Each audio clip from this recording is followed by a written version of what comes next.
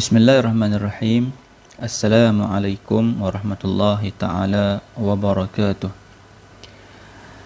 Alhamdulillah wassalatu wassalamu ala asyrafil anbiya'i wal mursalin wa ala alihi wa sahbihi ajma'in.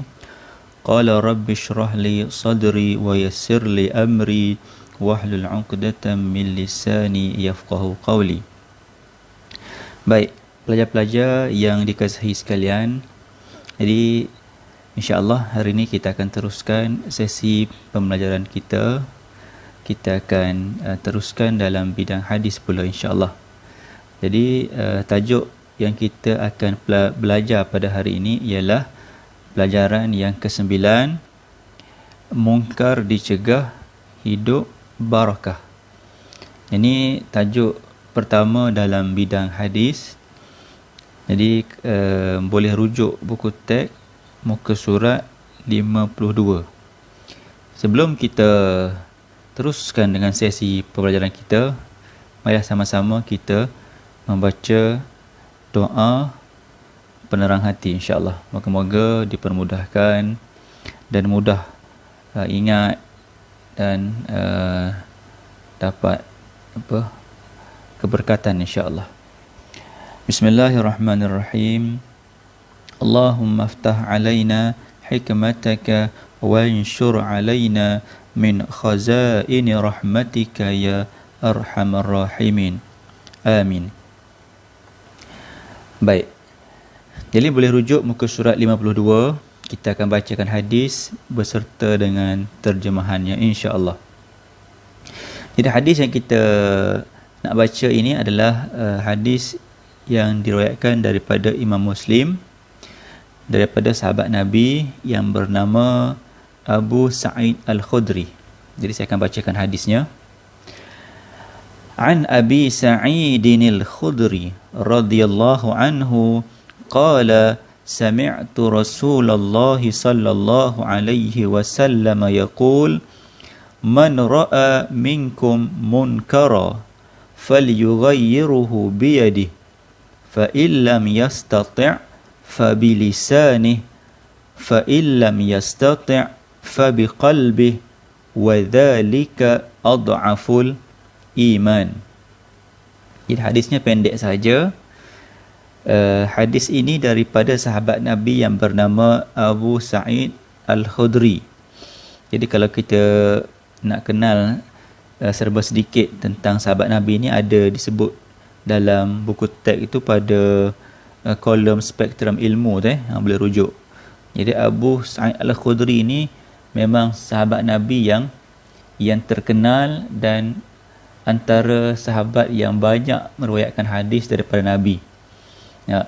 Dia telah meriwayatkan hadis daripada Nabi sebanyak 1170 hadis. Sangat banyak. Ayahnya bernama Sa'id bin Malik. Ayahnya bernama Malik bin Sinan.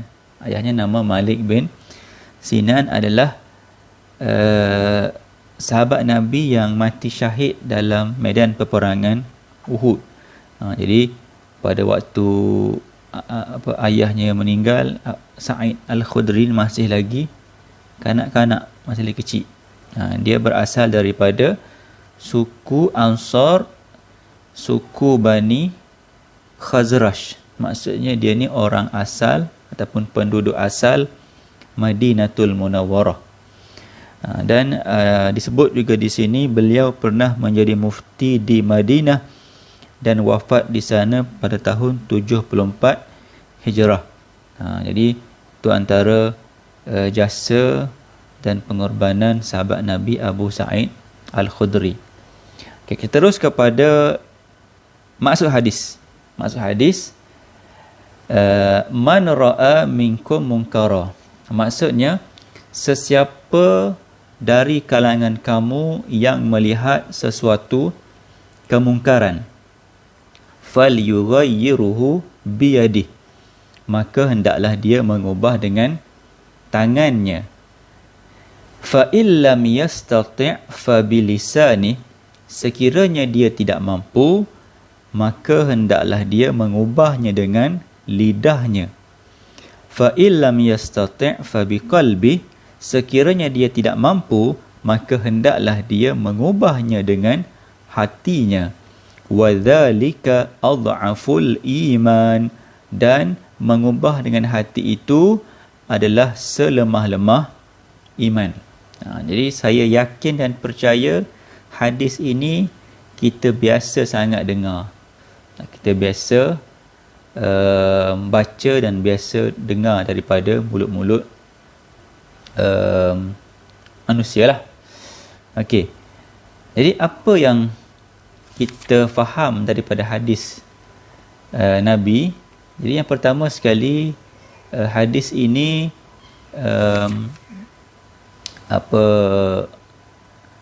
memberi pesanan kepada kita semua.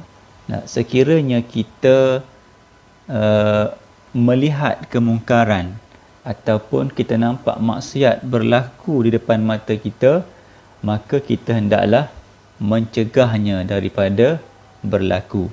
Dan ada cara-cara yang disebut untuk mencegah maksiat itu daripada berlaku. Okey. Sebelum kita terus kepada cara untuk mencegah kemungkaran, apa yang dimaksudkan dengan mungkar? Sebab tajuk kita adalah mungkar dicegah, hidup barakah. Jadi mesti kena cegah kemungkaran, barulah hidup kita akan berkat insya-Allah. Jadi maksud kemungkaran sebagaimana disebut di sini, mungkar dari segi bahasa ialah perbuatan atau perkataan yang dianggap buruk oleh akal yang sihat. Secara logiknya, perkara yang kita tengok, yang kita nampak, yang manusia buat itu, kalau nampak buruk di akal manusia, maksudnya biasanya benda tu benda yang mungkar lah. Tak, tu dari segi bahasa. Tetapi dari segi istilah, mungkar ini ialah perbuatan atau perkataan yang ditegah oleh syarak atau yang melanggar perintah Allah dan Rasulnya. Jadi benda yang melanggar syariat, yang melanggar agama, maka itulah disebut sebagai mungkar. Sama ada ianya berbentuk perkataan ataupun berbentuk perbuatan. Itu yang kita nampak lah. Tetapi ada juga mungkar yang kita tak nampak. Yang tak nampak tu kita tak boleh nak nilai lah. Soal hati kita tak boleh nak nilai. Jadi kita cegah benda yang kita nampak sahaja. Jadi di permulaan hadis tadi, Nabi menyebut barang siapa yang melihat. Melihat di sini bukan maksud yang nampak sahaja. Tetapi yang dilihat di sini membawa maksud juga benda yang walaupun kita tak nampak, tapi kita tahu benda tu. Dalam pengetahuan kita, atau benda yang kita dengar berlaku di kalangan mulut-mulut kawan-kawan kita ke. Jadi itu pun perlu juga kita cegah. Sebab kalau tak cegah daripada ianya berlaku, maka akan membawa kepada fitnah dan akan berlaku musibah yang besar yang bakal melanda. Okey. Baik, itu maksud mungkar. Jadi mungkar ni macam mana cara kita nak menguatkan iman kita daripada kita terpengaruh dengan kemungkaran. Yang tu kalau kita tengok mungkar, kita kena cegah. Tapi macam mana kita nak cegah diri kita sendiri daripada terpengaruh ataupun terjebak dengan benda-benda mungkar ni? Kita pertama sekali kita kena lindungi diri kita dulu. Baru kita nak tegah orang, kita dulu kena kuat, barulah kita boleh cegah orang daripada melakukannya. Jadi dalam firman Allah Ta'ala, Allah ada berfirman, innas salata tanha 'anil fahsya'i wal munkar. Maksudnya sungguhnya solat itu dapat mencegah daripada perbuatan keji dan mungkar. Jadi ada di situ perkataan mungkar. Jadi Antara cara kita nak kuatkan iman kita ialah dengan solat. Jadi solat merupakan satu cara untuk kita kuatkan iman kita, untuk kita bagi pendinding supaya kita lebih kuat sekiranya kita dekat dengan kemungkaran ataupun kita terlihat dengan kemungkaran, takut terpengaruh daripada perkara tersebut. Jadi maksudnya yang umumnya ibadah lah. Kita kena banyak melakukan amal ibadah, sama ada seperti solat ke, solat termasuklah solat wajib, solat sunat, ataupun kita buat ibadah yang lain, ibadah sunat, baca Al-Quran ke, berzikir. Itu antara amalan yang boleh menguatkan iman kita dan dapat menjadi shield ataupun perisai daripada terlibat dengan perkara keji dan mungkar. Dan antara sumber-sumber kemungkaran ini datang ialah daripada hawa nafsu. Sebab nafsu ini sentiasa inginkan sesuatu yang kadang-kadang tak masuk akal dan melampau-lampau. Contohnya macam makan lah. Makan kalau ikut syariat, kita makan sebelum kenyang. Dan makan ketika lapar dan berhenti sebelum kenyang.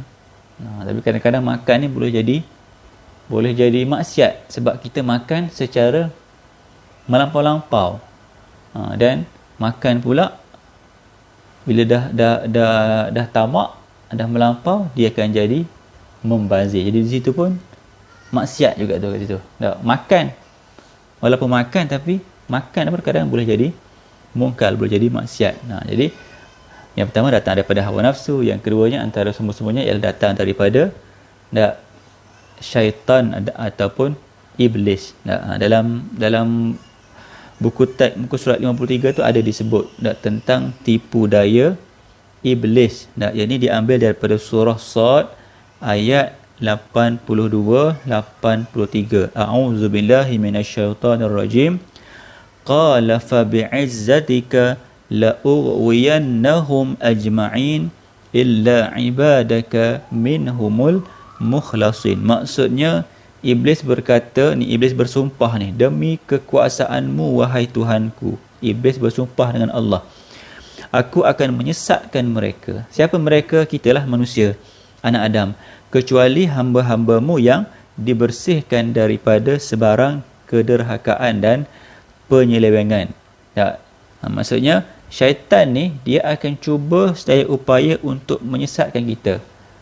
Dia akan tarik kita, dia akan bawa kita ke arah perkara maksiat dan kemungkaran. Tetapi Allah sebut juga dekat sini, illa ibadaka, kecuali hamba-hambamu yang ikhlas dan mukhlas ini, yang tidak melakukan kejahatan, yang banyak melakukan kebaikan. Jadi kalau kita nak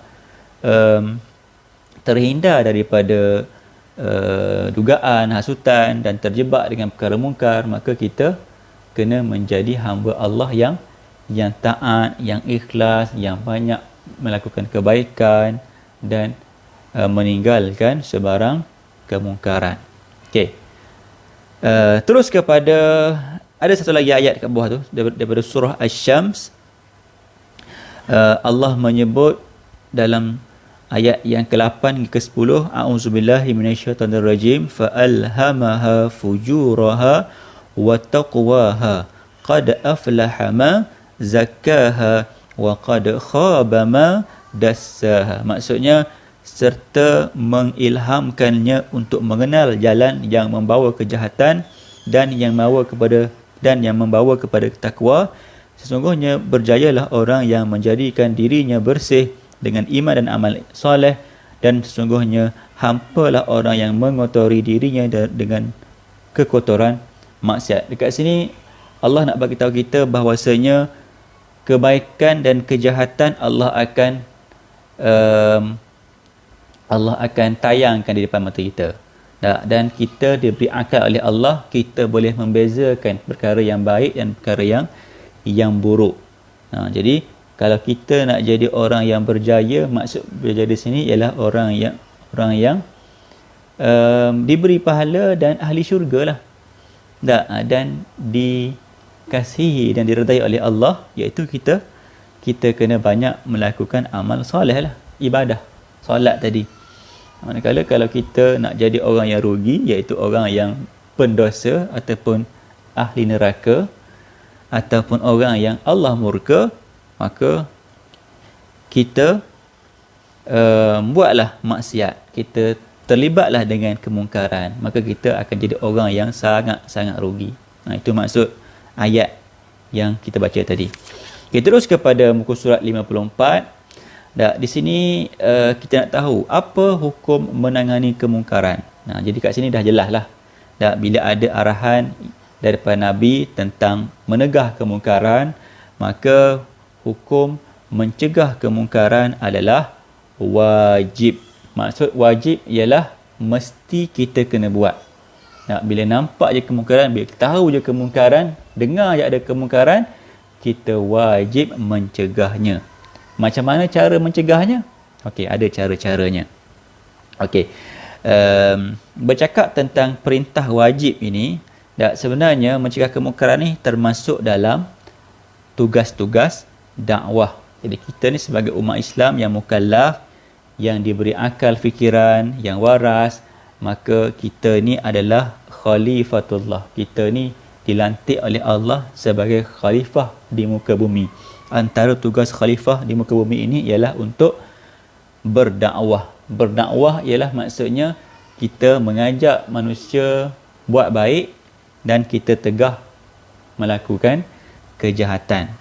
Sebagaimana disebut dalam ayat Al-Quran, firman Allah dalam surah Ali Imran ayat 110, A'udzubillahi minasyaitonirrajim, kuntum khaira ummatin ukhrijat linnas ta'muruna bil ma'rufi wa tanhauna 'anil munkari wa tu'minuna billah walau amana ahlul kitabi lakana khairan lahum minhumul mu'minun wa aktharuhumul fasiqun.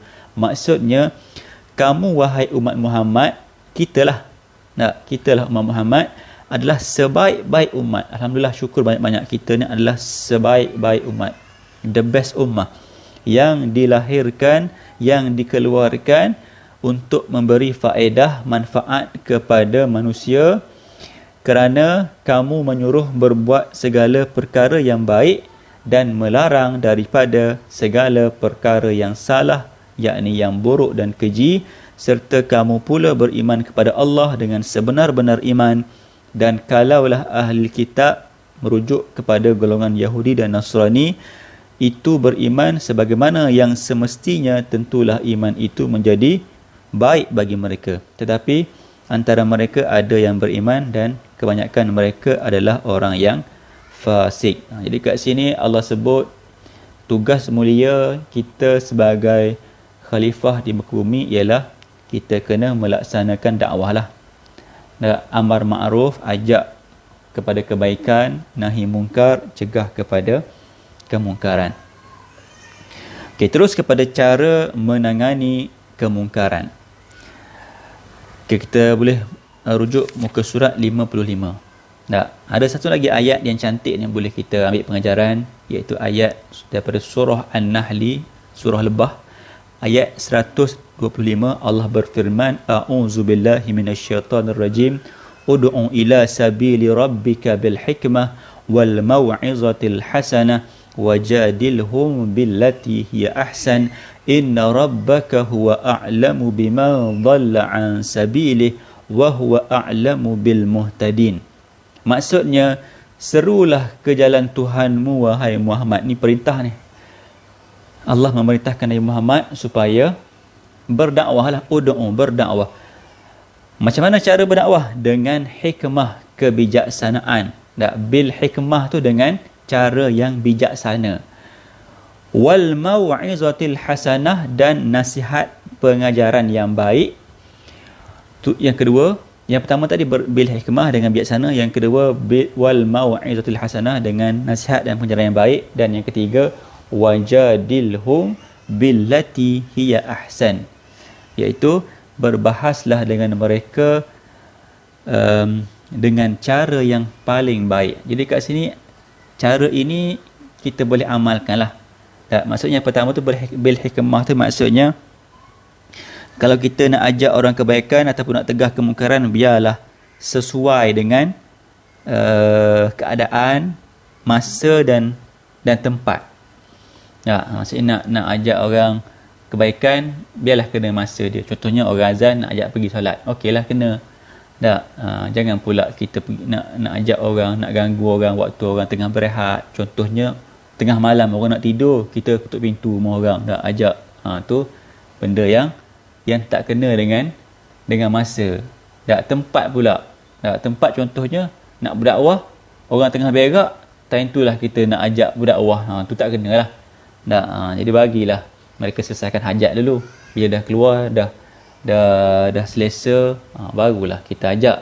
Jadi tu maksud pilih hikmah. Dan penggunaan kata-kata, kita nak dakwah orang dengan budak-budak ada cara dia, dengan orang tua ada caranya, dengan rakan sebaya pun ada cara dia. Bahasa pun kena jaga, jangan guna bahasa yang sempoi dengan budak-budak. Dengan orang tua kena jaga, kena berbudi bahasa. Tu maksud bil hikmah. Lepas tu yang kedua tadi, bil wal mau'izatil hasanah, dengan pengajaran nasihat yang baik. Maksudnya kita nasihatlah, bagi nasihat, cakap elok-elok, bagi kata-kata yang naik semangat. Dan juga kita tunjukkan contoh taulan yang baik. Itu maksud yang kedua. Yang ketiga ni pula, wajadilhum billati ahsan, maksudnya kita berbincang, kita berbahas, kita berhujah dengan mereka dengan cara yang baiklah. Contohnya macam kalau biasa dengar perbahasan Dr. Zakir Naik tu dengan orang bukan Islam kan. Jadi cara dia tu cara yang berbahas dengan cara yang baiklah. Ajaklah sekadar orang tu masuk Islam. Tu contoh Dr. Zakir Naik. Okey. Terus kepada cara menangani kemungkaran sebagaimana yang disebut dalam hadis. Yang pertama sekali disebut ialah fabiyadi, iaitu dengan tangannya. Jadi kalau dalam buku teks tu yang warna oranye tu, dengan tangan. Jadi apa maksud mencegah dengan tangan? Maksud mencegah dengan tangan ialah contohnya dengan kuasa lah. Tangan di sini bukan maksud kita bila nampak kemungkaran, bila nampak kawan kita buat kemungkaran, kita pergi lempang terajang dia, bukan macam tu. Tumbuk perut dia ke, bukan macam tu cara dia. Maksudnya dengan kuasa yang layak dan patut ada pada kita. Contohnya seorang ayah, dia berkuasa kepada anak dia. Contohnya macam kita leka ataupun lalai main game kat rumah tu ke, main game Xbox ke, PS4 ke, main sampai tertinggal solat. Jadi seorang ayah tu dia boleh cegah lah, sama ada dia rampas permainan tersebut, ataupun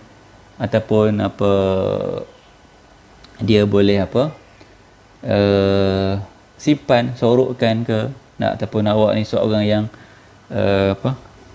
suka main smartphone sampai lewat malam, jadi ayah dia boleh rampas, dia boleh ambil benda tu, dia boleh tegah daripada berlaku.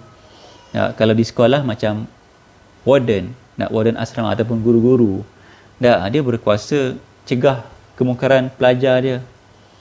Kalau pelajar dia tu nakal, pelajar dia tu buat kesalahan, jadi ada cara ambil tindakan, ada peraturan, ada undang-undang, laporkan kepada guru.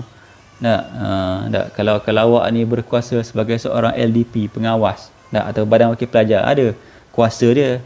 Kuasa tu bukan maksudnya kita boleh pukul orang, tapi kita gunakan kuasa kita ada tu mengikut saluran yang betul lah. Bukan untuk kepentingan diri sendiri. Okey, itu yang pertama, mencegah dengan tangan ataupun dengan kuasa yang ada pada kita. Yang kedua, mencegah dengan lisan, fabilisan ni, dengan lisan. Jadi lisan ni maksudnya lidah lah. Jadi cara mencegah dengan lisan ialah kita tegur, bagi nasihat, ataupun kita melaporkan kemungkaran. Kalau macam LDP tadi ataupun Badan Wakil Pelajar dekat MRSM. Nah, maksudnya bila dia nampak kemungkaran, dia lapor dekat guru, bagi tahu dekat warden ke kalau ada berlaku. Tu cara dia. Tu antara dengan lisan juga. Ataupun dengan lisan juga, dia lisan ni dia ada dua. Lisan yang berkata-kata dengan lisan yang tak berkata-kata. Lisan yang berkata-kata ni kita cakap direct dengan mulut kita lah. Tetapi lisan yang tidak berkata-kata ni, contohnya seperti kita menulis. Menulis, maksudnya kita buat artikel ke, kita buat nasihat-nasihat yang baik, kita bagi orang baca, ataupun kita post dekat media sosial. Ataupun kalau nak jadi keyboard warrior tu, jadilah keyboard warrior yang baik lah. Jangan jadi keyboard warrior suka cerca maki hamun orang, kata-kata yang tak elok. Itu pun antara cara mencegah dengan lisan juga. Kita nasihat orang, kita tarik mesej elok-elok, kita post, orang baca, orang pun tersentuh dengan kata-kata, dengan taipan ataupun ucapan kita tu. Tu bentuk mencegah dengan lisan. Okey, dan yang terakhir sekali, fa bi qalbih, mencegah dengan hati, iaitu kita membenci atau menjauhi kemungkaran tersebut. So kalau kita tengok kemungkaran tu, kalau kita tak mampu, kalau kita tidak ada kuasa, kita tidak mampu nak bernasihat, nak melaporkan, paling kurang kita benci, kita lari dari tempat maksiat tersebut.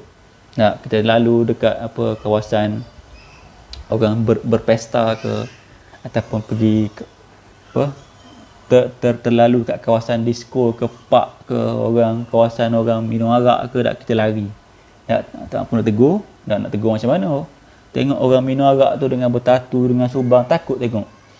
Jadi takut kalau tegur, silap kita pula kena pukul, kena kejar dia orang. Jadi kita lari. Kita lari, jangan ambil risiko. Tu contoh mencegah dengan hati. Ataupun kita berazam untuk tidak melakukan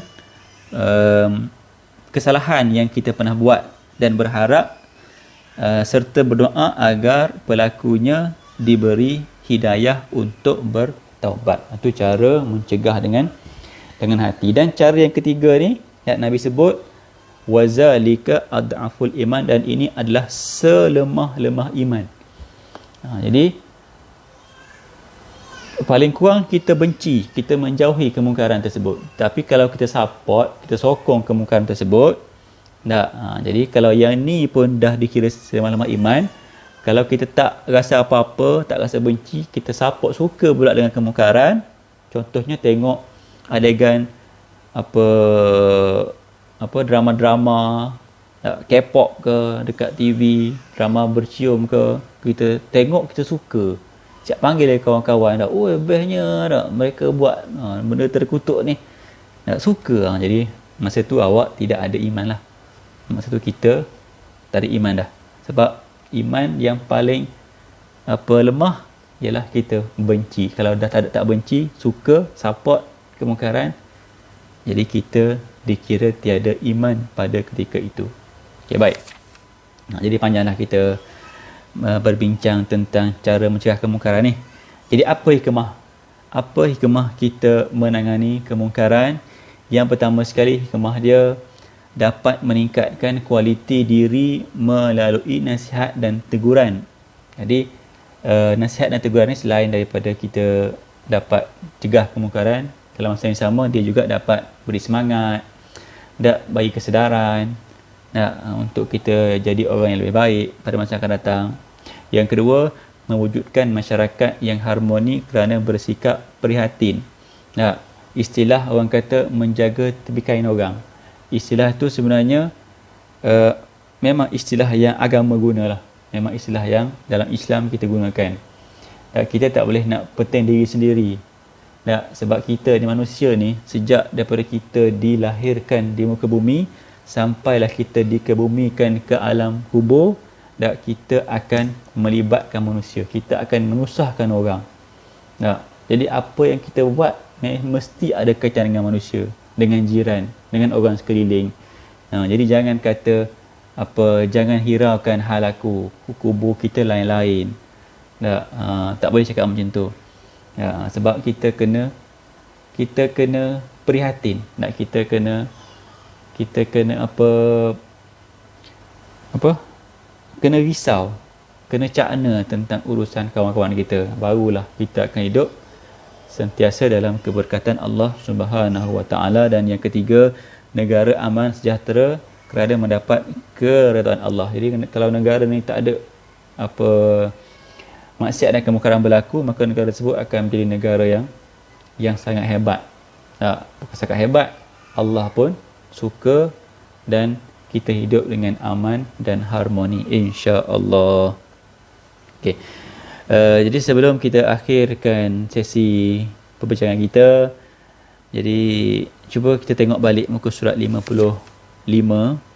dan saya tertarik dengan ada doa dekat situ. Dalam spektrum ilmu tu, doa ni bagus untuk kita amalkan dalam kehidupan seharian kita. Itu doa yang yang diambil daripada tafsir Ibnu Katsir ni. Doanya cantik sekali, yang berbunyi Allahumma arinal haqqa haqqa warzuqna ittiba'ah wa arinal batila batila warzuqna ijtinabah. Maksud dia, ya Allah, tunjuki kami bahawa yang benar itu benar, dan rezekikan kami untuk mengikutinya, dan tunjuki kami yang salah itu salah, serta berikan kami kekuatan untuk menjauhinya. Jadi doa ni bagus untuk kita jadikan amalan dan pendinding kita, supaya kita tidak terpengaruh, terjebak dengan perkara-perkara maksiat dan kemungkaran. Jadi cukup setakat tu dulu daripada saya. Jadi saya harap anda semua boleh memahami intisari hadis yang kita bincangkan ini tentang mencegah kemungkaran, tugas khalifah berdakwah di muka bumi, dan cara-cara yang disebut dengan tangan, dengan lisan dan juga dengan hati. Jadi saya sudahi dengan aqulu qauli hadza wa astaghfirullahal azim li wa lakum. Assalamualaikum warahmatullahi taala wabarakatuh.